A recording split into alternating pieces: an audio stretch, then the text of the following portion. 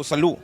Então, consequentemente, é coisa que nós temos dentro aqui para nós sacar como um comerciante responsável, que tem saúde de população que está comprando coisa que boa. Na primeiro lugar, vou notar esse tipo de coisa aqui. Então, coisa aqui não está aceitável. E tudo é produto aqui, alguém não vai lá no filme de destruir.